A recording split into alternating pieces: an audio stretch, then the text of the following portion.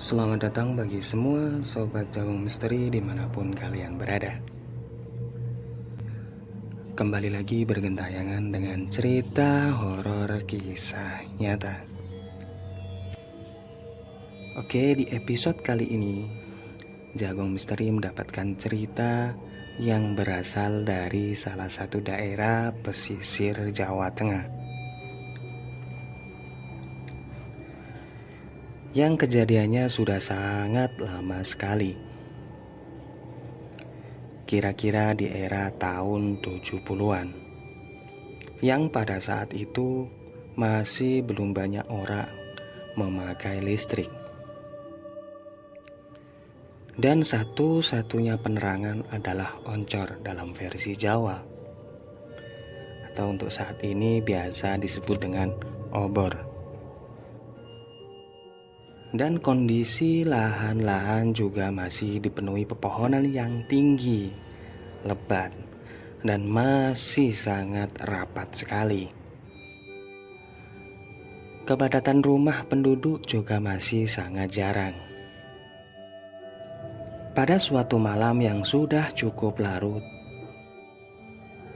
ada seorang pemuda yang bernama Zaki. Dia sedang berjalan pulang ke rumah. Ya, seorang diri sambil membawa penerangan obornya. Waktu itu dia baru saja selesai ngaji. Ya, lokasinya memang agak jauh dari rumahnya. Beda desa. Dia tinggal di desa Sukamaju, ngajinya di desa Lukajaya.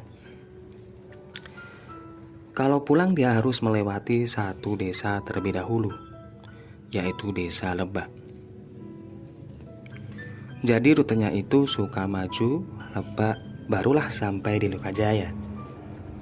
Sebenarnya Zaki ini anaknya agak penakut, tapi dia memberanikan diri menerobos gelapnya malam. Dalam perjalanannya, ia melewati komplek pemakaman desa Lebak. Ya, sebuah komplek pemakaman. Kita bisa bayangkan betapa gelap dan rimbunnya pepohonan kala itu. Dan jalan tersebut adalah satu-satunya akses menuju desanya. Jadi mau tidak mau terpaksa ia harus lewat pemakaman tersebut. Angin malam berhembus. Ia jalan selangkah demi selangkah. Terdengar suara nyaring khas bambu yang saling bergesekan. Memang pemakaman itu dikelilingi penuh rumpun pohon bambu yang tinggi, juga jajaran pohon pisang. Dan jika sudah menjelang maghrib, hanya orang bernyali tinggi yang berani lewat, karena lokasinya sepi. Tak jarang orang melihat penampakan memedih. Makanya kebanyakan orang akan memilih beraktivitas di rumah daripada keluyuran.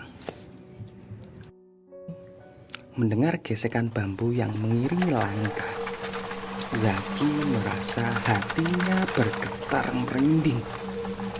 Ya Allah, bismillah, selamat.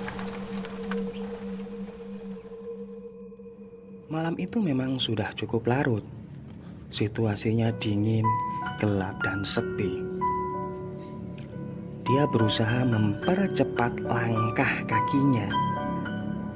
Tapi saat mau maju, kakinya terasa berat karena di mana-mana gelap. Saat sudah setengah jalan, tiba-tiba terdengar bunyi. Langkahnya pun seketika terhenti untuk mencari sumber suara. Diperhatikanlah sekitaran. Suaranya terdengar seperti orang menginjak laras. Ya, atau daun pisang yang sudah kering. Dia refleks mengarahkan obor ke rumpun pohon pisang pinggir jalan.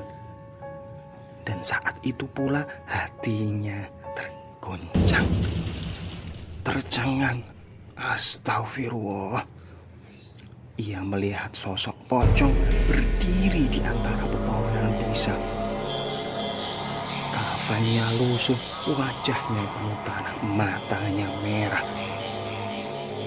Melihat ke arah si Zaki, gak menunggu lama, dia langsung lari kencang berbirit-birit. Obornya dilempar entah kemana, dan dia lari sekencang-kencangnya tanpa memperhatikan jalan.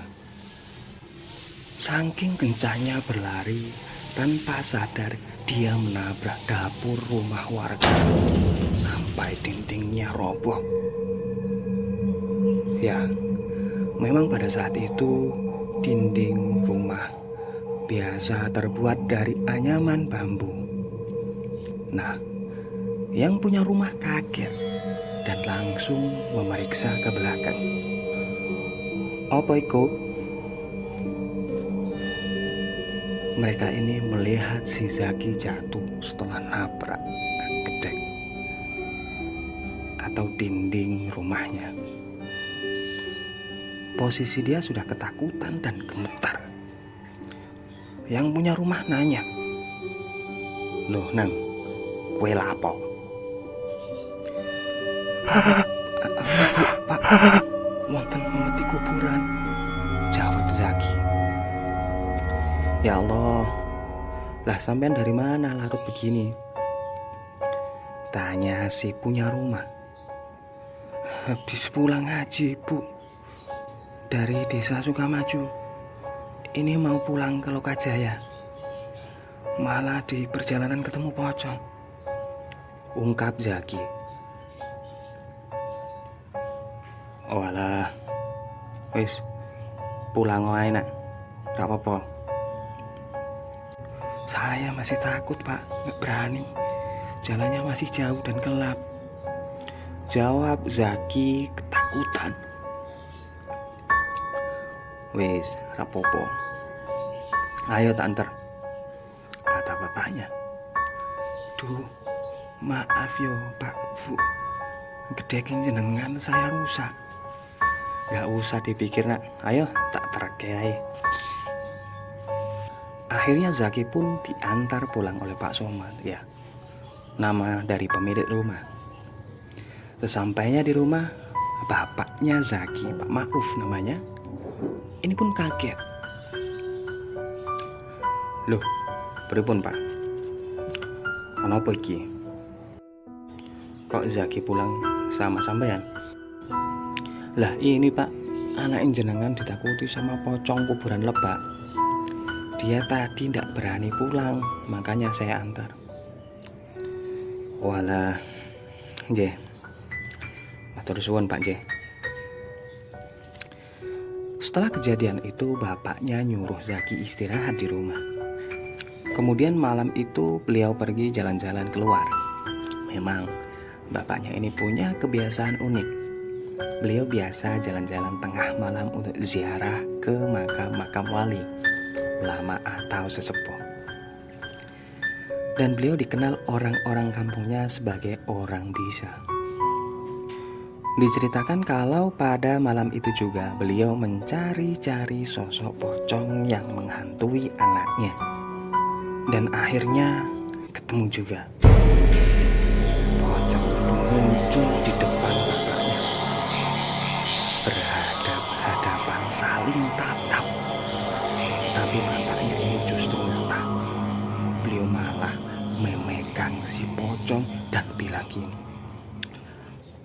"Aku kok diwedeni, ora wedi."